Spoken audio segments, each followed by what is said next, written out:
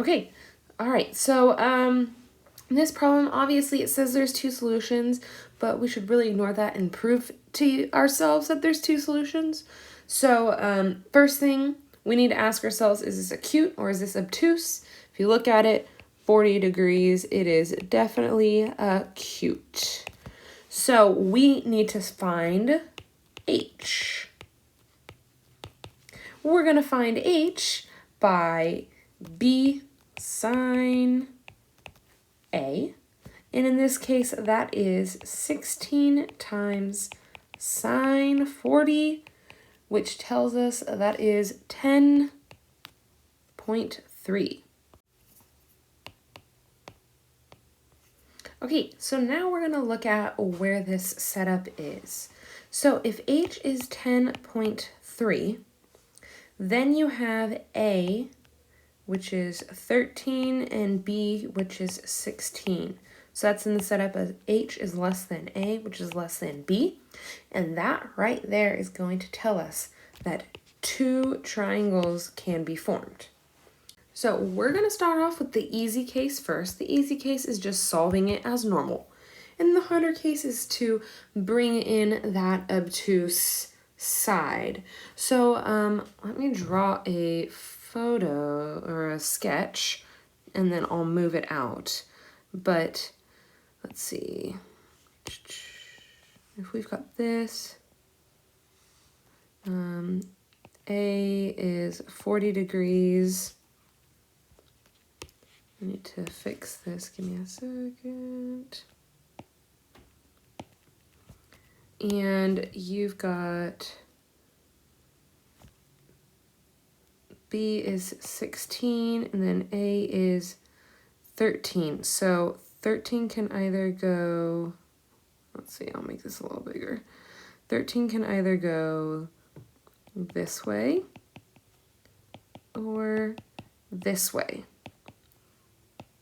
So that's why there are two options.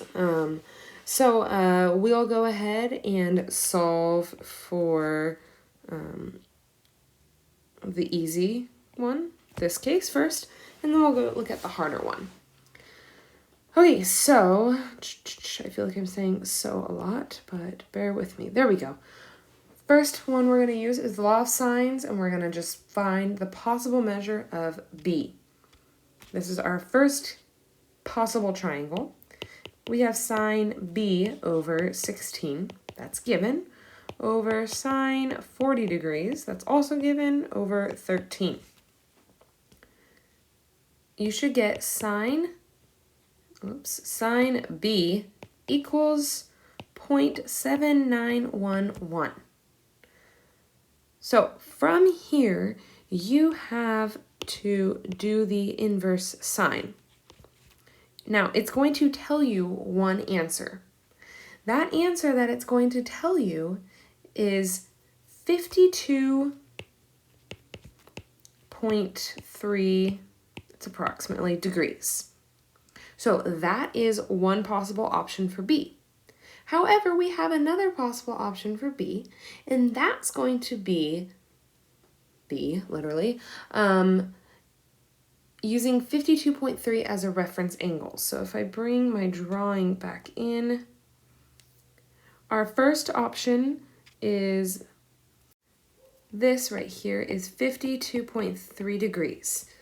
Then our second one, the obtuse angle, is going to be not 52.3, right? What it is going to be is 52.3 subtracted from 180. That's that straight line. If this is 13 and this is 13, this also has to be 52.3. I'm not going to make you show this every time, but you'll just need to know that what you'll do is you'll take 180 degrees and just subtract 52.3 from it. That's going to be 127.7, and that's going to be our other B. So those are our two B values. So now we have two triangles, and then everything from this point on is going to be split. So let's go ahead. I'm going to minimize this a little bit. Move the triangle up here. All right, so now I have two triangles. And I think I can make this even smaller. Hold on. Okay, there we go. So I have two triangles, and I'm going to split them up by the middle.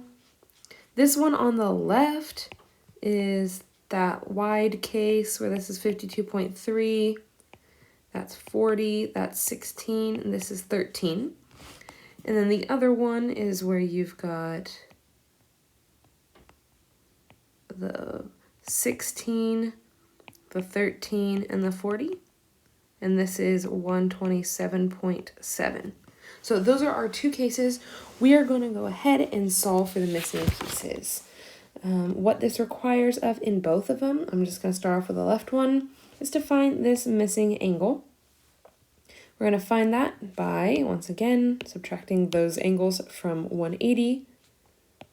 Let me draw a line.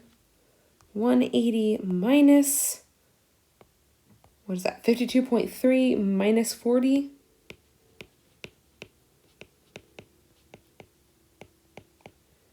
That's going to give us 87.7 degrees.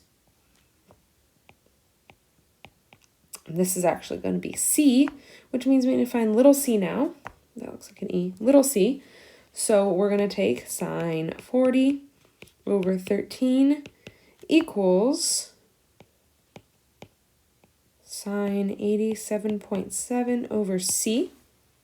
When you cross multiply and solve it, C is going to be approximately 20.2. And that is our first triangle fully solved. Now we're going to move over to the second triangle. Once again, we need to take 180 minus 40 minus 127.7, and that gives us 12.3 degrees. It's a very small angle, which you can see in my rough sketch that is a small angle in there. That is our C, which means we need to find our side C. We're going to do the same setup of sine 40 over 13 equals sine 12.3 over C. When you solve, you will get C to be approximately 4.3, and those are actually units for both. And we have solved two triangles that have an angle A of 40 degrees, a side of 13, and another side of 16. So it's a long example, but that's the end of the lesson. Make sure you're understanding the H part. If you need to, go back to that first video where I discussed what H is. It's the height. You guys have seen this before, but the different setups to determine if it's a triangle, not a triangle, or there are two triangles with that information.